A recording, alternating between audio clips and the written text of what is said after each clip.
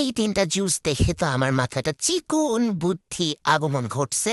হায় রে, পড়ে গেল রে। আরে শালারে, কি বেঁচে আছে না মরে গেছে দেখি তো। কি বেঁচে আসিস? না, ও না আছে। আমি আর ভাবলাম মানে ফেটে ফুটে সব বেড়ে টেরে গেল নাকি। না, বাবা আছে।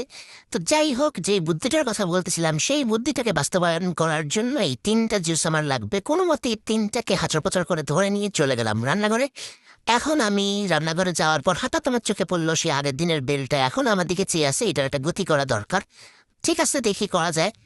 এখন একটা কলা নিয়ে, একটা না সরি ২টা কলা নিয়ে একেবারে আগা মাথা শুদ্ধ এগুলো কিরকম সুন্দর করে কেটে নিতে হবে।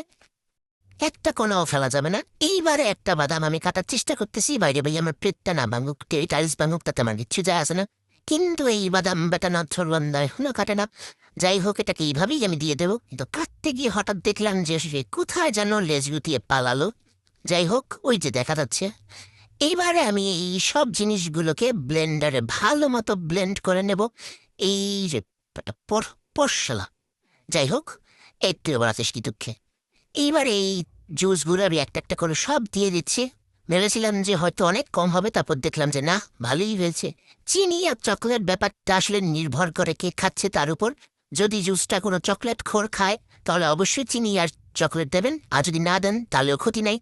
আরে শালারে, সব বের হয়ে গেছে। যাই হোক, এখন আমি একটা কামের কাম করছি। এই যে গ্লাসটার মধ্যে খুব সুন্দর করে চকলেট ডিজাইন করছি, কোনো কম দামি ডিজাইন না, একেবারে প্রফেশনাল হাতের ডিজাইন যাকে বলে। এবারে চকলেটটাকে ঢেলে দিছি। দেখতে যা সুন্দর হয়েছে ভাই রে ভাই, এত সুন্দর হয়েছে। ভাবছিলাম চকলেটের ডিজাইনটা ডুবে যাবে, কিন্তু না, আমার মান সম্মান রাখছে। উফ, দেখেই খিদা আমার অর্ধেক বেড়ে গেছে। এত ভালো হয়েছে দেখতে, আর খেতেও সেই লেভেলের হয়েছে। প্রচুর পরিমাণের মজা। আর এত মজা মানে আমি কল্পনাই করতে পারিনি।